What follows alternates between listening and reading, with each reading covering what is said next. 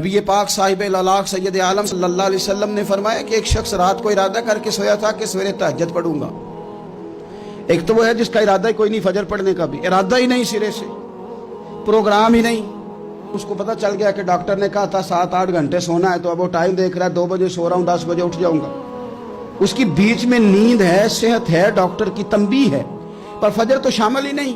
حالانکہ اس بات کو اچھی طرح سمجھ لیں، اگر آپ کا فجر پڑھنے کا ارادہ ہے اور 4 بجے کا 3:45 بجے کا آپ نے الارم لگا لیا ہے، تو 2 دن آپ کو الارم جگائے گا، تیسرے دن آنکھ خود بخود کھل جائے گی۔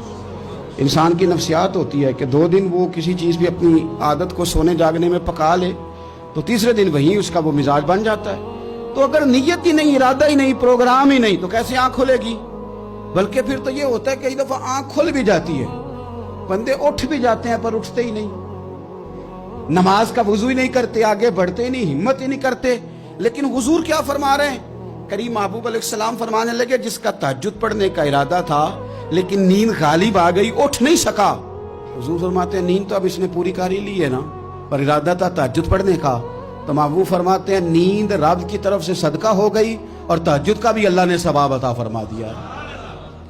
ارادے صاف کرے، پکے کرے، نیتیں کھری رکھے، نیت صاف رکھے، اخلاص پیدا کرے، تو پھر تو گھر میں بیٹھے بیٹھے بڑی نیکیوں کا ثواب ملتا ہے۔ پھر تو اپنے گھر کے اندر موجود رہنے پر بھی اسے بڑے بڑے لمبے سفروں کا ثواب ملتا ہے۔ حضرت انس بن مالک رضی اللہ تعالیٰ عنہ فرماتے ہیں ہم تبوک سے واپس آ رہے تھے تو نبی پاک علیہ السلام نے فرمایا ہمارے کچھ بھائی ہیں بھائی جو بیٹھے مدینے میں ہیں، پر ہم نے جو گھاٹی بھی طے کی، جو سفر بھی طے کیا، وہ ہمارے ساتھ ہی تھے۔ بیٹھے کہاں ہیں؟